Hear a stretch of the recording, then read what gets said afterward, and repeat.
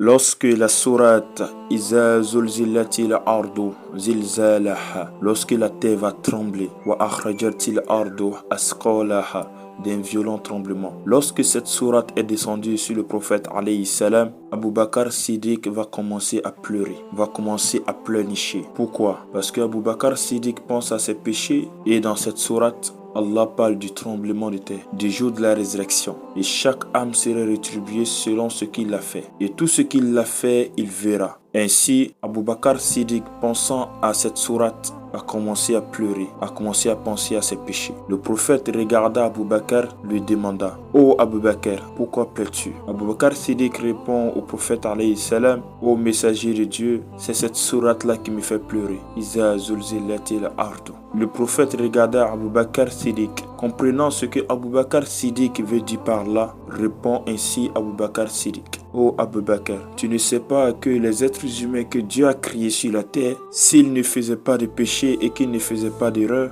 Dieu allait détruire ces êtres humains. Il allait créer un autre pour qu'il fasse des erreurs et des péchés." Allahu Akbar. Ce récit est vraiment choquant. Mais est-ce que les paroles du prophète encouragent les gens à faire le péché? Est-ce que ce que le prophète alayhi salam a dit à Abu Bakr est un moyen pour pousser les gens à faire des péchés? Non. En vérité, les paroles du prophète alayhi salam nous démontrent la nature de l'être humain. Et quelle est la nature de l'être humain? La nature de l'être humain est un pécheur. D'ailleurs, le prophète alayhi salam dit dans l'une de ses paroles: "Tous les fils d'Adam sont des pécheurs. Le meilleur parmi eux sont ceux qui font des erreurs et des péchés et qui demandent pardon à Allah."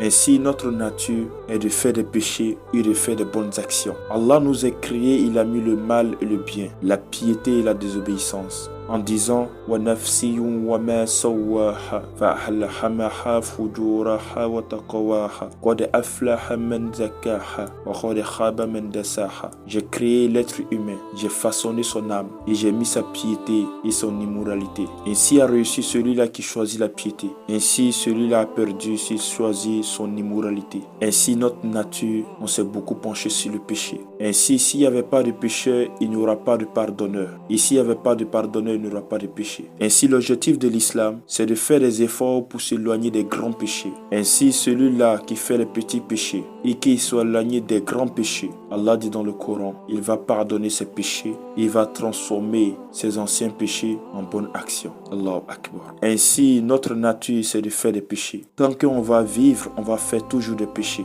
Et personne n'est épargné. Mon frère, il y a les péchés visibles et invisibles. Il y a les péchés qu'on fait, qu'on sait. Il y a les péchés qu'on fait, qu'on ne sait pas. Ainsi, la meilleure façon, comme on sait qu'on est des pécheurs, alors n'arrêtons pas de demander pardon à Allah. Et le diable dit à Allah: "Tant qu'il y a l'âme dans le corps des êtres humains, je vais continuer à les égarer." Allah répond au diable: "Tant que mes êtres humains me demandent pardon, je vais toujours les demander et les donner le pardon." Ainsi, il y a plein de choses à dire dans ce sujet, mais je vais m'arrêter ici. Sur ce, on sera à la prochaine vidéo, Inch'Allah.